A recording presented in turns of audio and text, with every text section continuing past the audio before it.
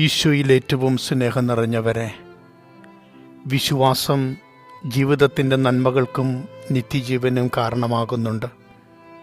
അത് വെറും വാക്കുകളിലുള്ള വിശ്വാസമല്ല, ജീവിക്കുവാൻ നമ്മളെ പ്രേരിപ്പിച്ചവൻ പകർന്നു തന്ന ജീവിതാനുഭവത്തിൻ്റെയും ജീവിതം പഠിപ്പിച്ചു തന്ന പ്രവൃത്തികളുടെയും ഒക്കെ പിൻബലമാകട്ടെ.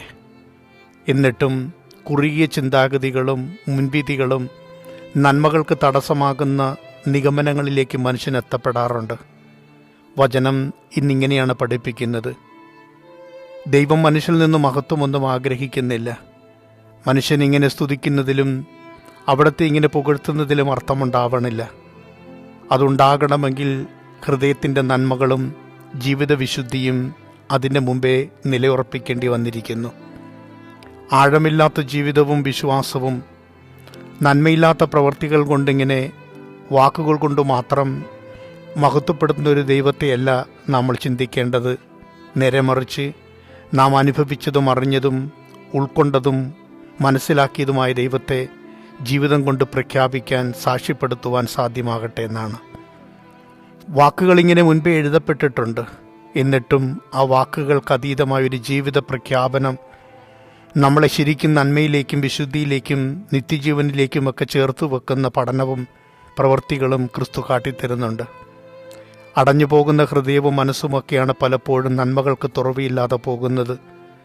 മനസ്സിലാക്കാനുള്ള നമ്മുടെ പ്രയാസങ്ങളാണ് പലപ്പോഴും നന്മകൾക്ക് മുമ്പേ മുഖം തിരിച്ചു നിൽക്കുവാൻ കാരണമാകുന്നതും. എന്നാൽ മനുഷ്യനെപ്പോഴും ദൈവമഹത്വം മനസ്സിലാക്കുവാനും ജീവിക്കുവാനും വിളിക്കപ്പെട്ടിരിക്കുകയാണ്. മനുഷ്യനങ്ങനെ ദൈവത്തെ സ്തുതിക്കുന്നില്ല, മഹത്വപ്പെടുത്തുന്നതുകൊണ്ട് ദൈവത്തിന് കുറവുകളൊന്നും സംഭവിക്കുന്നില്ല. എന്നാൽ മനുഷ്യൻ തിരിച്ചറിയാതെ പോകുന്ന നന്മകളാണ് പലപ്പോഴും നമ്മുടെ തന്നെ വ്യസനങ്ങൾക്ക് കാരണമായി രൂപപ്പെടുന്നതും. ഒന്ന് തിരികെ വരേണ്ടതാണ്, മനസ്സിലാക്കേണ്ടതാണ്.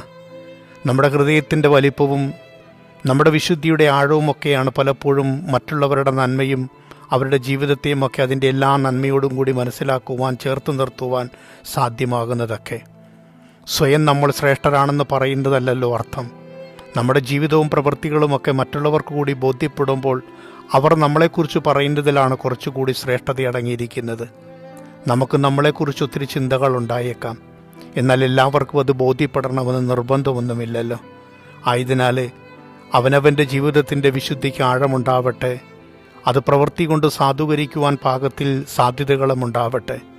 വെറും വാക്കുകൾ മാത്രമല്ല ജീവിതം, പ്രവൃത്തി കൂടി ചേരുന്നതാണെന്ന് കൂടി പഠിപ്പിക്കുകയാണ്. ജീവിതം തന്നെ ഒരു സാക്ഷ്യമാകട്ടെ, ജീവിതം തന്നെ ഒരു ഉദാഹരണമാവട്ടെ, ജീവിതം തന്നെ പ്രഖ്യാപിക്കപ്പെടുന്ന അനുഗ്രഹത്തിൻ്റെ നിറവായി രൂപപ്പെടട്ടെ. കാരണം നമ്മളെ ആ വഴിയിലേക്ക് നയിക്കുന്ന ക്രിസ്തുവിൻ്റെ വാക്കും ജീവിതവും നമുക്കെന്നും മാതൃകയായി നിലകൊള്ളുന്നുണ്ട്. ആമേൻ.